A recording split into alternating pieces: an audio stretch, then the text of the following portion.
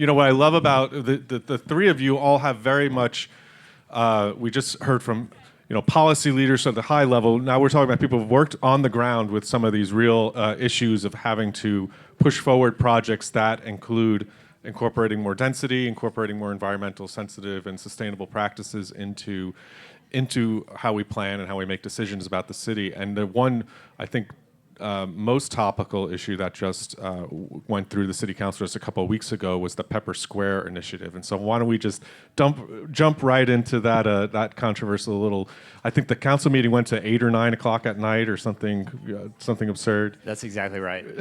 So Dee, I know you were involved in that. Why don't you set the stage a little bit talking about what that project was and sort of how the whole density question kind of came into it.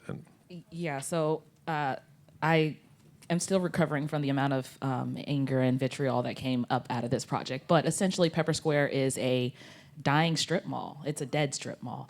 And it is, there are surrounding neighborhoods. There's multifamily as well as single-family housing around it.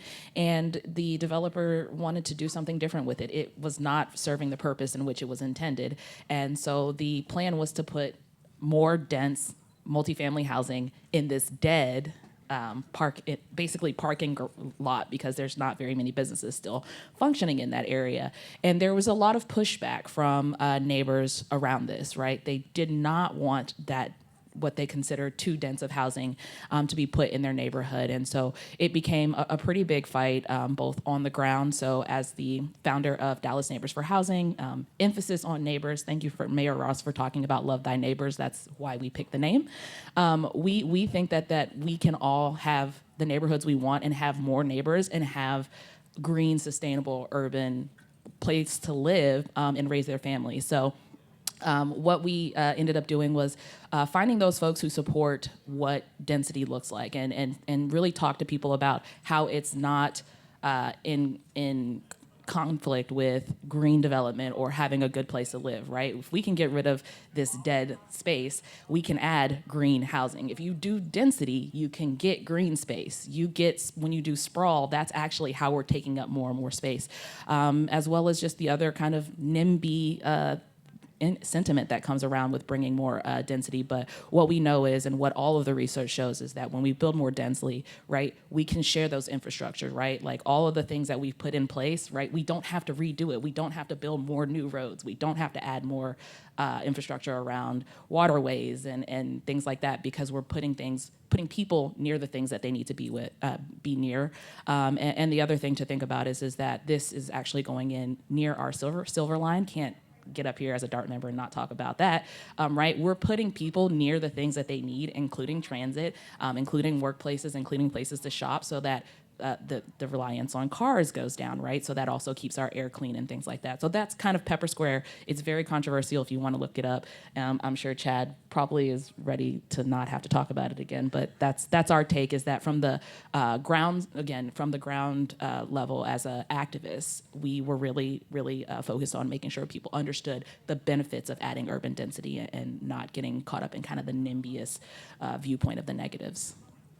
Well, and opening up to Chad and Patrick too, because what's interesting about a lot of these things when they go through the process is you get traffic studies, you get sort of dry environmental studies that are impossible to get through. And a lot of the top line stuff that comes out of it is, this is what the traffic counts are going to be. These are what the parking needs are. We want to jump into the parking minimums debate too, which I think plays into this. But you mentioned bringing the education piece. There's also a policy piece. I mean, what are the successful ways for moving these more complicated, sort of nuanced, density sensitive, environmentally sensitive projects through the political process? I think you kill them with kindness, and you kill them with continuing to show up. And I was really happy as we went through who's heard of Forward Dallas in here? Okay, a lot of the room. It was our land use study that we went through for several years in Dallas. And I think as a result of that, and correct me if I'm wrong, Dee, but there was the NIMBYs rose up first, and they really came out, and part of the strategy is, with the traffic studies and everything else, to just drag these things out as long as possible, and they die a slow death of 1,000 cuts, which was very relevant to parking reform here in a minute. But what came out of that continuous just sort of fight against density, fight against housing reform, was we had Dallas Neighbors for Housing, Dallas Housing Coalition, and just a bunch of other activists just start showing up and getting involved. And it was people of all ages, very diverse in terms of gender and ethnic background and race, and so I was excited to see that. So for me, now we have a lot more people engaged to balance out the, sort of the voice that's always there for neighborhood protection, neighborhood preservation, and that is an important voice to have at the table too. But it's also important to have the balance, and we hadn't had that, at least for my first couple of years on council, until Forward Dallas woke everybody up. Well, and Patrick, let's go back in time a little bit, and the days when you were Walkable DFW with your blog and being this young voice for urban advocacy in the city, that really came out. I think one of the reasons you got so much traction is there wasn't a lot, of that kind of talk happening in Dallas at the time. But it seems like the education curve has changed. You could call it a generational shift. It just could be a broader cultural shift and being more sensitive to the idea of density and urban spaces as playing this sustainable green role. Have you seen that shift, and how does that play into some of the other ideas? No, 100%. I mean, I think what Chad is saying, that it's important to have these advocacy groups that are for something and for something good and showing up, even though they're not materially benefiting from each one of these projects, is really important. So what Dee Dee has created with More Neighbors Dallas, and what we're seeing, there's actually an advocacy group for transit now called Data, Ride with Data, Dallas Area Transit Alliance. There's also a TikTok account that just does transit for Dallas, which is crazy to me. Yeah, no, I mean, it's so incredible to see. And so I went out to an event that Dart and Data put on with Congress for New Urbanism like a week or two ago. And it's just so empowering, I think, to see how many people that care and realize that they can make a difference. And I think that's important for everybody to know, that if you want to make a difference and you want to change the city, that there are others like you out there as well. And the internet actually helps us find those people and go to those events and realize that it actually can be fun and social and engaging. We all often talk about how there's sort of a loneliness epidemic, and I think getting involved is one way to overcome that. So we're building cities that actually foster social interaction as well, is what we're trying to ultimately do. But no, I think it's great, and I think that's part generational, that there is a younger generation coming up that may not want to have car dependence. We're talking about generations that where the quality of life and your long-term earnings are trending down, right? So I think there's something to people realizing, hey, we can't keep doing things the same way, and I think that's kind of the animating force behind a lot of this.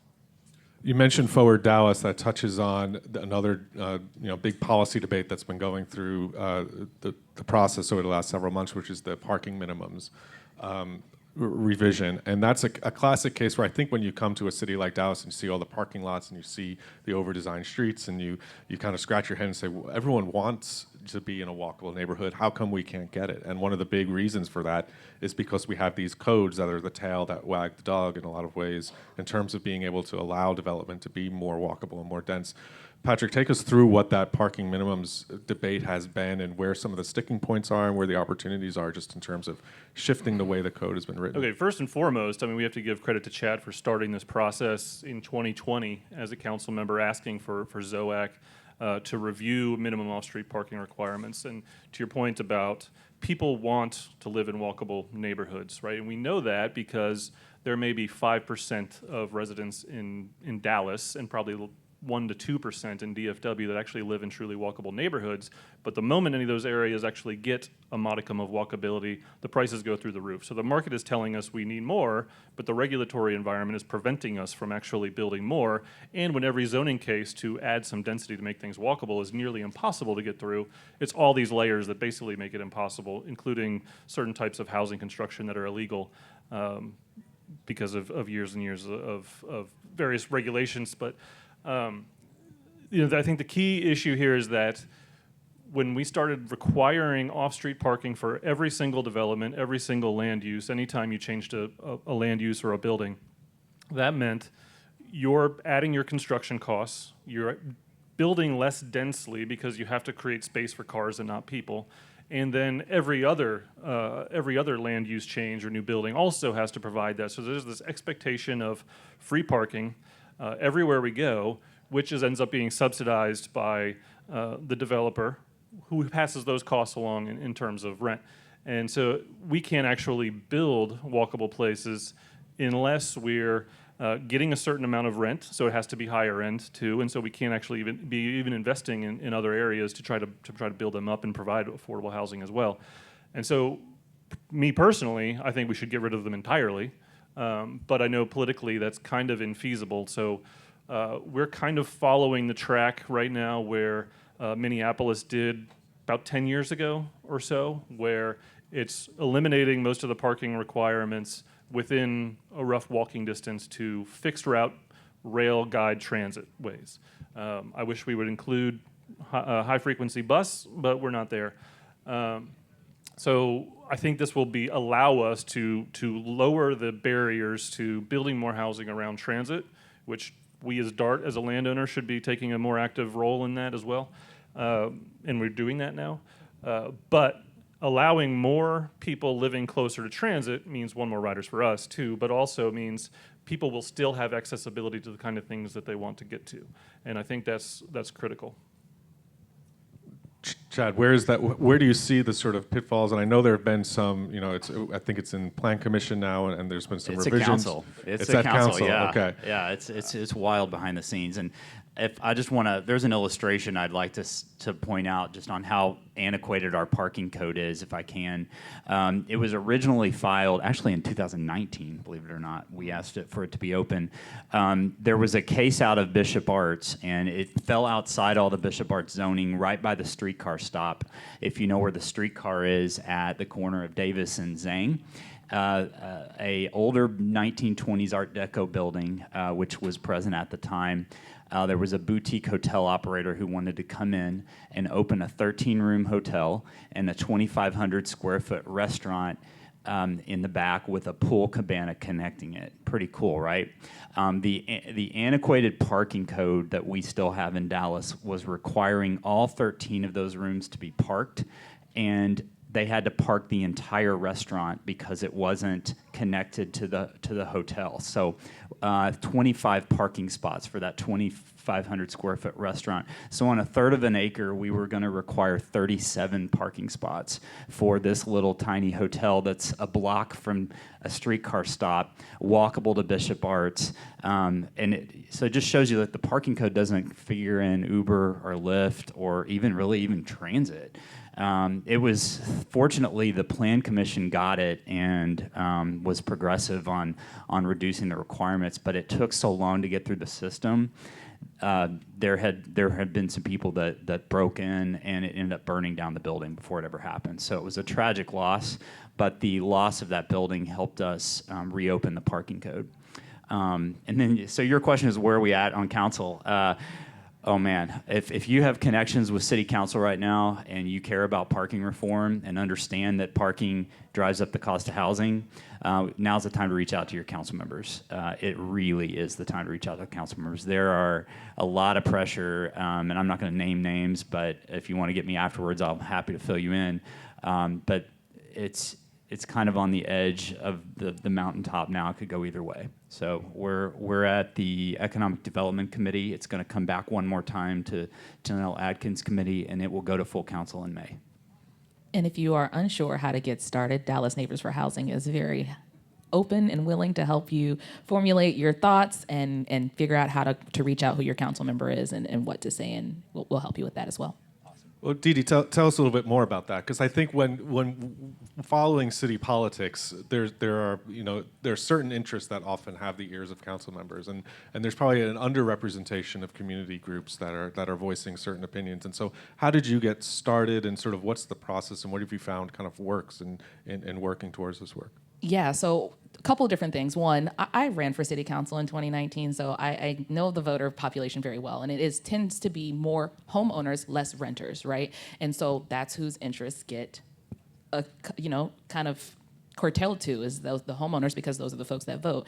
And so you have this population of folks who are renters who make up 60% of people who live in Dallas that don't get a lot of voice. And so I'm actually a homeowner, and I recognize this. I recognize this as a candidate. I recognize this as a homeowner. And so me and my husband, actually, we weren't even married then. This was like the first thing we ever did as a married couple was start Dallas Neighbors for Housing to have a way to connect directly to those council members. Me and Chad have become good friends here because we're constantly just following what he's doing, following what the council is doing around housing.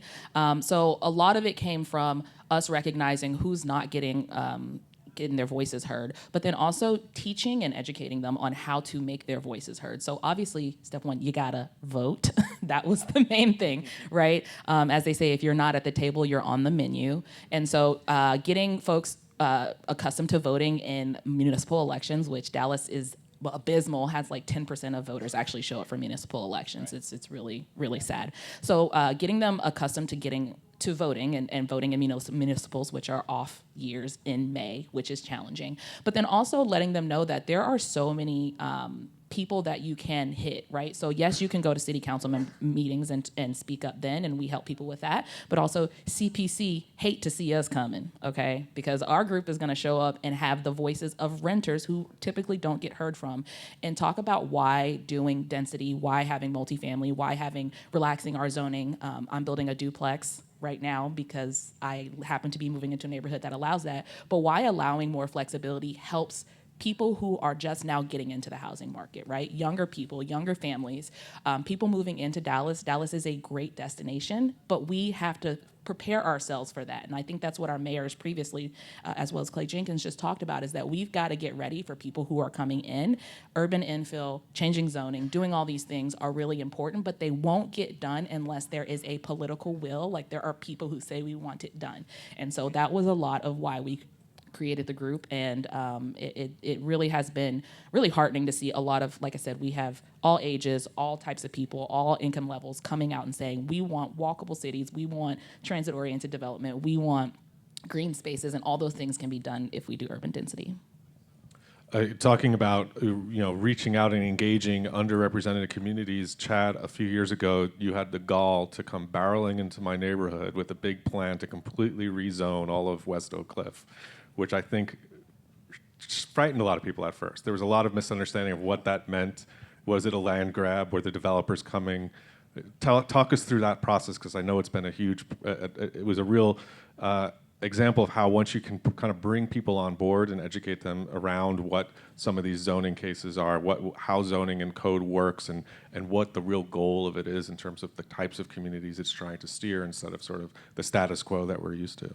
Yeah, so Peter's referring to the West Oak Cliff area plan, which is an area plan. It's a vision document for everything from zoning to parks to transportation, anything that governs where you live, essentially. And we went into a neighborhood of 44,000 residents, and I represent like the North Oak Cliff area, so south of 30, kind of west of 35, just southwest of downtown. And this area had been marginalized by the city for forever. There had been very little political engagement in the area. It had been impacted by redlining a little bit. It wasn't as bad as West Dallas or like Joppy or some of those areas, but there certainly had been some disenfranchisement of those folks in the area. And as a result, people did not trust the government at all. So when you have this preppy white guy show up and say, "Hey, I'm the government, I'm here to help," there's a lot of distrust down there happening. And it took us a long time and working through COVID to actually build the trust necessary to get us through the zoning cases that have happened today. What we found was sort of this resistance to density was more so a fear of just change in general and a fear of we're going to be further displaced. We had to have a lot of talks about how allowing a duplex in a single family neighborhood is no one's going to come in, pay $250,000, $350,000 for your house, demolish it, and build a duplex there. It just doesn't pencil out financially. So a lot of those talks had to happen. The entire area was originally against accessory dwelling units, the granny flats you can build in the back. But when we sat down and talked to folks for, over the 3 years the area plan took, they realized, oh, yeah, we already have one, next door to me. It was just built illegally, but, the mother-in-law lives in the back. And this is a way for the elderly folks to age in place gracefully, the kids from college to come home and have a place to live. And we actually am very proud of this. We have the first 2 zoning overlays in Dallas that allowed accessory dwelling units by right. It's shocking to me we don't already have this in Dallas right now because it's such a low bar to density. And it's a way homeowners can generate wealth to help stay in their homes as prices go up and to age gracefully in their on their own lot, in their own neighborhood. So it's some of my most resistant neighborhoods welcome it now, and I have champions. There's this group of senior ladies that love to talk about how they were the first ADUs in the entire city of Dallas through a zoning overlay, and we hope to see more of those. You do touch on, though, one of the tensions with this topic, with density and urban redevelopment and creating wonderful urban spaces, is that when you're introducing walkable, green, sustainable, dense urban spaces into a city that lacks them, they become desirable, and so those prices go up, and there's a tension there just in the base market. How do you navigate that and make sure that building a better city doesn't mean placing the people that are already living in those neighborhoods that have the head start like Oak Cliff, which has the bones to really be a great urban setting? Well, part of it, I think there's a lot of answers to that question. Part of it is to just show that the pricing increases are already happening. So without the city doing anything, we have a neighborhood like Sunset Hill, which, if you know where our one kind of Tom Thumb in Oak Cliff is, it's across the street from that on the east side. Homes 3 years ago were going for the 200s, 300s there. There's homes upwards of 650, 675 happening in Sunset Hill right now on 50 by 100 lots. It's already happening. The city hasn't really done anything over there. Nothing's changed. So the prices are increasing because we don't have the housing to fill the need that's coming to Dallas from the west and east coasts. So just being transparent about that and showing data and being data driven in your discussions usually beats the sort of the fear once folks have a chance to digest it. I've found, at least. Not always. I mean, you're always going to have people who just don't want to hear what you're saying, and that's okay. But we've always got to be the side, or if there is a side here, we've got to be the voice of data that provides information to folks. And that's really my best answer for that. I want to hear you guys. I would love to have time for questions, too. If people have questions, they want to put up their hands, I think the mic will find you. But first, I want to hear you guys respond to that same question. Sure. I mean, we're talking about gentrification, right? And so what I have seen, and first of all, we have to define it, right? Because one person's gentrification is investment, whereas another person's is displacement. So we have to separate the good from the bad, because investment is usually good in an area, right? So displacement, particularly when it's not at will, is a bad thing. So we have to be very honest about how that can be managed, because what happened in the West Dallas plan back in 2011 was the city restricted height to 2 stories and basically said, well, that's going to stop displacement and gentrification. Well, guess what? Everything's getting scraped right now. All the single-family homes are getting scraped and built, basically duplexes and zero-lot lines and things like that are coming in, and they're $600,000 and up. And you see the articles, whether in D Magazine or something else, where it's about the person who grew up, made good, went off to school, came back, can't find housing in the neighborhood where they want to find it now, because we're actually limiting the amount of supply in that neighborhood by just saying 2 stories. And yes, something can become a duplex, but it's not. So I think we have to be very clear about what we're trying to achieve and then set the goals for doing so.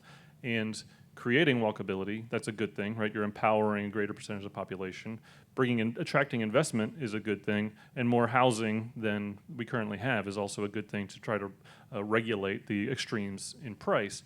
With that said, we should be trying to do those things all over the city, but then also have tools in place to help keep people in place if they don't want to leave, right? Which is restricting the rise in property taxes, or creating other kinds of housing so people could move into it and maybe possibly even find something newer, better, or more suited to their particular needs at one period of time. So I think the first thing is just being transparent, as Chad said, but also being very honest about the dynamics at play and say, okay, what are the goals that we're trying to get to? And if the goal is keep everything exactly as it is and nothing's going to change, well, then we're doomed to fail.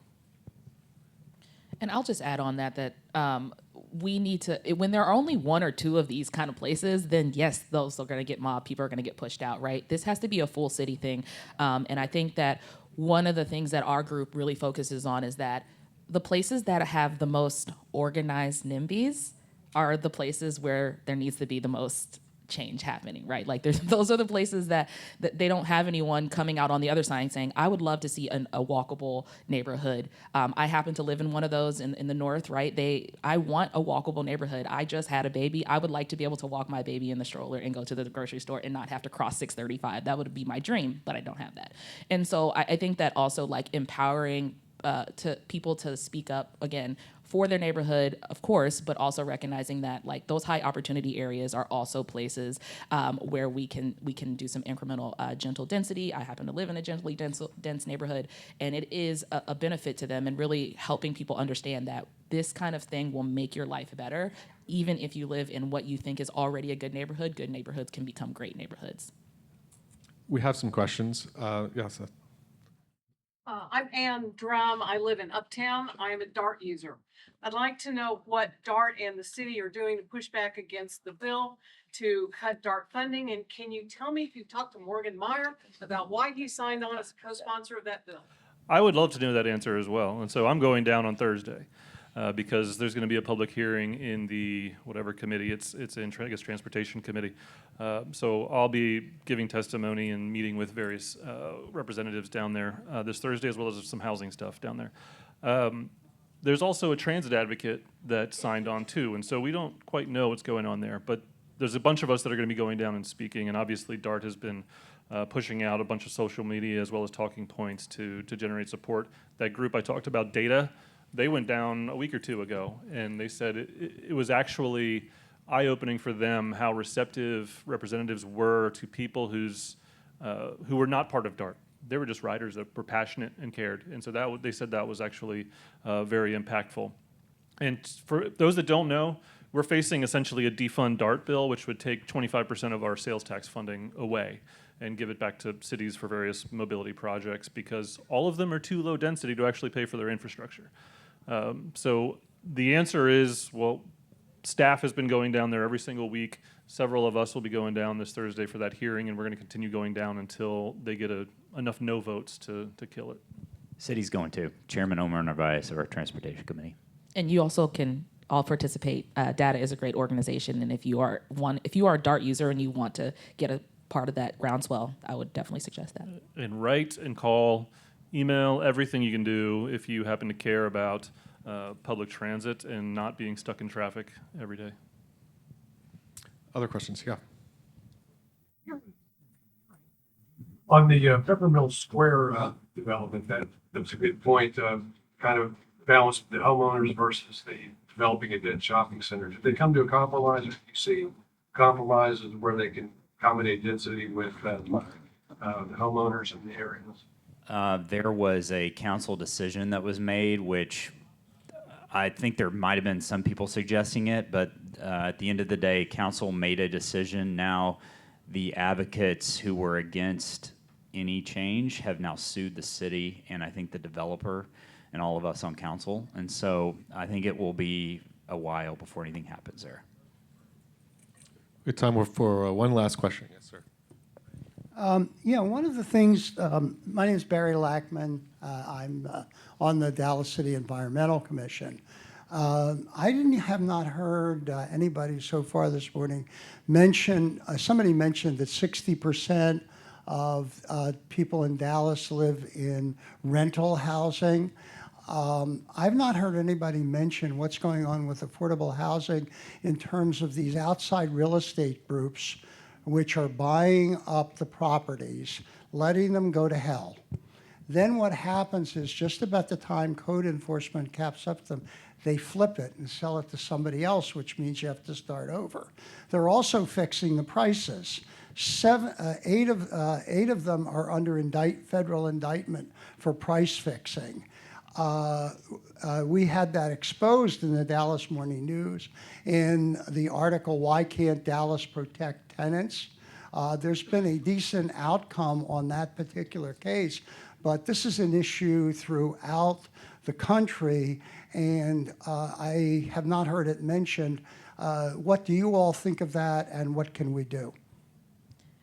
I'll just start this off. I'm not going to finish it. I will just say that we, as a state, have really weak tenant protections, and we are very handicapped by a lot of state legislation around what we can do to protect tenants. And a lot of bad bills are going not only in this session, but in pretty much every session since probably before I was born.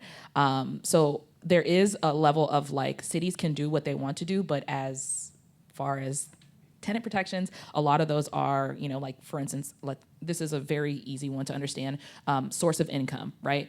It is okay to discriminate against source of income. If you are coming in with a housing voucher and a person says, I don't want voucher tenants, and I can discriminate against you on that, and that's okay in the state of Texas because of our state laws. So there is a level of what we can do on the ground, and of course we need to do what we can, but there is a handicap that happens there, so I did want to point that out there. I'll point out, so we're the only state out of 50 that has no kind of rent control allowed. We're not allowed to do any kind of tenant rent control, so which is obviously a huge challenge. One thing we need to do as a city is come up with a short-term rental ordinance that actually holds muster. As right now, council came up with one that is so restrictive it can't hold up in court. So a lot of the short-term rental thing could be fixed once we come up with a better ordinance. I think after the election, we'll do that.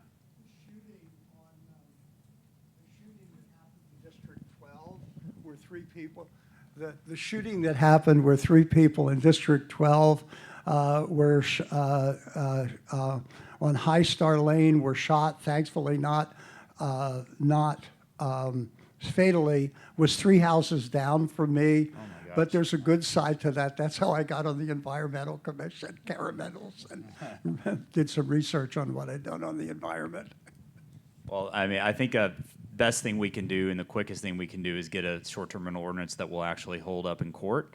And then that, I mean, there is legal precedent that limits the number of the number of units that can be owned for short-term rentals by out-of-state entities. Now, on just owning rental houses that are just normal rental houses, I don't think we can limit that under state law. So we just need to build more stock.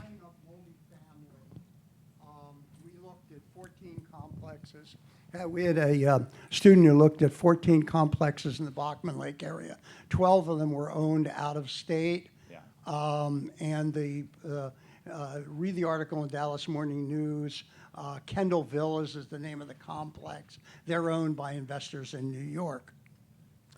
Well, thank you all. Do you have Can some I- last one quick point? We're big running over. high Yeah. level thing is that we're trending down in terms of home ownership, and we should be creating the types of housing and legalizing the types of housing that lower the barriers to entry, so we can get more people into homes that they own, so they are then empowered to sell when they want to sell or not.